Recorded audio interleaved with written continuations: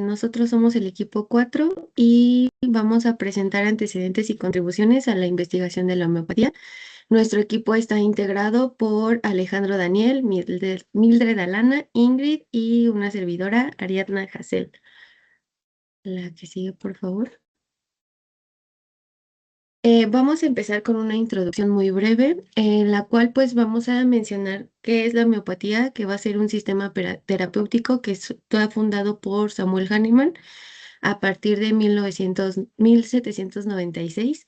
Está basada en un principio de lo similar cura a lo similar y plantea que una sustancia que produce ciertos síntomas en una persona sana en dosis diluidas puede tratar los síntomas similares que presentan una persona enferma. Hahnemann propuso una práctica médica más benigna, individualizada y basada en la observación de los síntomas. La que sigue, por favor. Se ha expandido a nivel mundial, especialmente en Europa, América Latina e India. Según la Organización Mundial de la Salud, más de 100 países utilizan la homeopatía actualmente y más de 500 millones de personas en el mundo han recurrido a la homeopatía como tratamiento complementario o alternativo de alguna enfermedad. En Europa, aproximadamente el 29% de los ciudadanos ha utilizado homeopatía alguna vez y en Alemania el 60% de los médicos integran la homeopatía como terapia complementaria a sus tratamientos. En la India es el país que más utiliza la homeopatía. Más de 200.000 médicos practican la homeopatía oficialmente y existen 300 colegios de homeopatía y más de 8.000 hospitales homeopáticos. El 10% de la población en la India recurre a la homeopatía como primera opción terapéutica. Es por eso que está catalogado como uno de los países que principalmente la utilizan. En América Latina, principalmente en países como México, Cuba y Colombia, utilizan del 15 al 20% de la población en general, utilizan pues productos homeopáticos alguna vez y también acuden a alguna consulta de esta especialidad. La que sigue, por favor. Pues la investigación en la homeopatía es un campo complejo y multidisciplinario. A lo largo de 2 siglos ha demostrado eficacia, seguridad y mecanismos de acción de los tratamientos homeopáticos. En el 2024, en algunas pues, instituciones que hacen publicaciones, se han demostrado que hay más de 6.000 estudios clínicos que están relacionados con la homeopatía y se han publicado más de 400 revisiones sistemáticas y de metaanálisis sobre la eficacia clínica.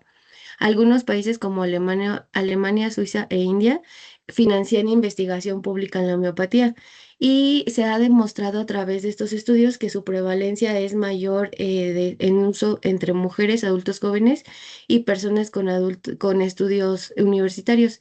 Y también se ha demostrado que a raíz de la pandemia de COVID-19, muchas personas utilizaron la homeopatía como alternativa y es por eso que han seguido utilizándola y que sus cifras de su uso han aumentado a través de los años.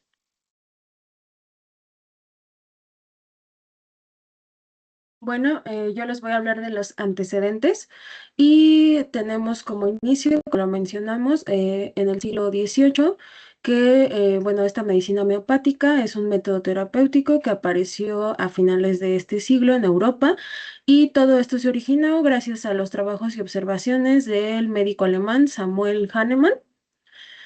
Después tenemos que en el siglo XIX la homeopatía se difundió pues a muchos de los países en Europa, pero también alcanzó a llegar a Estados Unidos y América Latina, entre ellos pues México, pero hasta 1850 no tuvo una presencia marcada, ya que aquí en esta época tuvo un reconocimiento por Benito Juárez. Bueno, en 1893 se fundó el Hospital Homeopático por el doctor Joaquín Segura Pesado, con el apoyo del presidente de la República, que era el general Porfirio Díaz. En 1895 se fundó la Escuela de Medicina Homeopática, que actualmente ya sería llamada la Escuela Nacional de Medicina y Homeopatía. y por decreto del el 10 de agosto de 1895 dentro del propio hospital homeopático. En 1896, la homeopatía fue incorporada al sistema de salud por un decreto expedido igual por el presidente general Porfirio Díaz. Y en 1912 el doctor Higinio Pérez decide fundar la Escuela Libre de Homeopatía el 12 de octubre de 1912. En 1928, la homeopatía fue incorporada al sistema, al servicio de salud y fue ratificada por el gobierno del general Plutarco Elías Calles en 1928. En 1930, la Escuela Libre de Homeopatía de México fue reconocida por el presidente, el licenciado Emilio Portes Gil, y se le otorgó el privilegio que se refiere a la ley reglamentaria de las escuelas libres. Entonces ya tenía también una validez oficial, tanto la escuela y también los egresados de esta escuela. Y hasta la fecha opera asimismo en el Hospital Anexo Higinio Pérez. Y ya por último, en 1936 se creó el Instituto Politécnico Nacional y se incorporó la Escuela Nacional de Medicina Homeopática como escuela fundadora. Esta escuela, pues, bueno, la escuela ha tenido como una evolución tanto en su nombre como en sus logos, pero bueno, ahí por eso puse la imagencita de los primeros logos que tuvo. Y en 1982 abrió su sección de posgrado, impartiendo el primer curso de especialización en terapéutica homeopática con el reconocimiento oficial de la Secretaría de Educación Pública. Ahora avanzaremos hacia las contribuciones de diferentes personajes hacia la homeopatía, empezando por Hahnemann. Pues Samuel Hahnemann fue traductor, investigador y clínico. En 1799 precisamente escribió Medicina de la Experimentación. En 1810 publicó la primera edición del Organon, donde ahí fue considerado el nacimiento formal de la homeopatía. Durante una epidemia de escarlatina también descubrió el valor de belladona como preventivo. La siguiente, por favor. Precisamente entre los años de 1828 y 1848 publicó Enfermedades Crónicas y completó hasta la sexta edición del Organon. Fundó varias asociaciones médicas homeopáticas y dejó una base sólida para la práctica homeopática moderna. Finalmente falleció el 2 de julio de 1843 a los 88 años. La siguiente, por favor. Ahora también tenemos al doctor Konstantin Hering, que él fue el fundador de la homeopatía en Estados Unidos y es por eso que se le llama como el padre de la homeopatía americana. Fundó la Academia de Allentown en 1835 y el Colegio Homeopático de Pensilvania en 1848. Él fue también autor de obras como El médico doméstico y Síntomas guía. Siguiente, por favor. Y también experimentó 72 remedios en personas sanas. Entre ellos está Apis mellifica, la Chesis, Sorinium, Cantaris y otros más que vemos en la presentación. Y también fue pionero con el uso de la nitroglicerina para cefaleas y acciones cardíacas. Siguiente, por favor. Y también por último, con este doctor, él formuló la conocida ley de Hering o de la dirección de la cura, que establece que la verdadera curación ocurre justamente como menciona la diapositiva, de adentro hacia afuera, o sea que va de los órganos vitales hacia la piel, de arriba hacia abajo, que va de cabeza a los pies, y por último, en orden inverso de aparición, o sea que los síntomas más recientes se curan primero. Siguiente, por favor.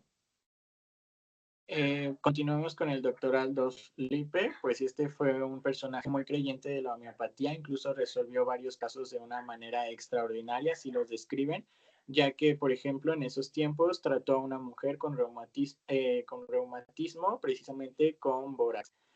Fue fundador de dos escuelas médicas, una con Hering, todo esto en 1854. La siguiente, por favor. Además, también lanzó muchos periódicos homeopáticos, incluyendo el mensual hahnemanniano, el Organon, el Médico Homeópata, Y pues este personaje tradujo valiosos ensayos y tratados homeopáticos de varios idiomas, que ahora son textos muy importantes. Este personaje aumentó y mejoró la materia médica homeopática y varios informes clínicos. La siguiente, por favor. También tenemos a George Pitulcas, que él es el máximo representante contemporáneo de la homeopatía clásica. Pues trabajó con los perfiles psicológicos de los medicamentos policrestos y también fundó la Academia Internacional de Homeopatía Clásica en Grecia. Eh, También popularizó lo que son las dosis únicas o series ascendentes para evitar agravaciones. Es autor también de La ciencia de la homeopatía y la serie Materia Médica Viva, que recoge casos clínicos que ya están comprobados. Siguiente, por favor. Dunham Carroll, pues él prácticamente se curó a sí mismo con ascesis, marcó su conversión a la homeopatía y formó grandes figuras como Constantin Hering, Wells, Lippe, Guernsey, Jocelyn. Defendió mucho el método inductivo puro, enfatizó la individualización del caso clínico, crítico de los homeópatas, editor de la revista homeopática americana y participó en la fundación del Hospital Psiquiátrico Homeopático del Estado de Nueva York. La siguiente, por favor. También inventó una máquina potentizadora para preparar dinamizaciones. También ahí existen las potencias Dunham, que eran potentes, que se usaron por más de 140 años, y pues sus libros destacados es Homeopatía, la ciencia de la terapéutica, lecciones de materia médica. La siguiente, por favor. También tenemos a Clemens von Boenninghausen, que él fue el creador del primer repertorio homeopático. También se le considera como autor del método de análisis de síntomas basados en 7 ejes, que se hacía justo estas 7 preguntas. ¿Qué? ¿Quién? ¿Dónde? ¿Cuándo? ¿Cómo? Y pues también introdujo pues una jerarquía de síntomas y medicamentos, y él priorizaba lo que eran las modalidades, síntomas acompañantes y sensaciones anormales. También fue defensor de las altas potencias. Siguiente, por favor. James Tyler Kent refinó el método de Hahnemann, escribió el repertorio de materia médica y sus lecciones sobre filosofía homeopática. Usó potencias muy altas y priorizó los síntomas mentales. Es autor de la famosa frase, no hay enfermedades sino enfermos. La siguiente, por favor. También con las contribuciones de Pierre Schmidt. Él fue un médico suizo que es considerado como heredero del pensamiento de Kent. También trabajó junto a Elizabeth Wright Hubbard y también a Pablo Pacero, que pues con esto pues ayudó a consolidar la escuela kenteniana en Europa y en América Latina. Y pues él siguió un enfoque unicista y también como relevante a los síntomas mentales. Siguiente, por favor. André Sainé, pues es un autor contemporáneo que propone una enseñanza estructurada en 4 etapas: toma de caso, análisis, manejo, estudio de la medicina médica, crítica, la memorización vacía y promueve la comprensión profunda del caso, precisamente. La siguiente, por favor. Por último, tenemos a Proceso Sánchez Ortega, que pues él es el maestro mexicano de la doctrina miasmática hahnemanniana. Él pues fue profesor de la Escuela Nacional de Medicina y Homeopatía. También profundizó la teoría de los miasmas de Hahnemann en clave psicoemocional y desarrolló el concepto de la doctrina del sujeto, o sea, cómo el miasma afecta a la personalidad y la conducta del enfermo. También es autor de la serie de libros Notas sobre la doctrina homeopática, que consta de 9 tomos. También integró elementos de psicoanálisis y teoría de las estructuras mentales a la interpretación homeopática. También fundó la llamada Escuela Mexicana de Pensamiento Homeopático. Y por último, pues su pensamiento influyó muy fuerte en lo que es América Latina y España.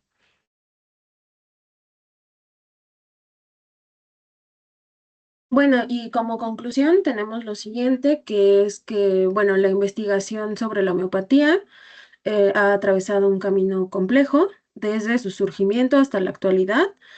En México, pues forma parte del sistema de salud, pero esto ha generado pues tanto aceptación como algunas críticas. Y a pesar de la abundancia de los estudios, sus resultados suelen ser cuestionados por la medicina científica. Pero bueno, sin embargo, el continuo interés social y cultural por esta práctica evidencia la necesidad de seguir explorándola con objetividad, rigor y pensamiento crítico. Esta es nuestra bibliografía y muchas gracias.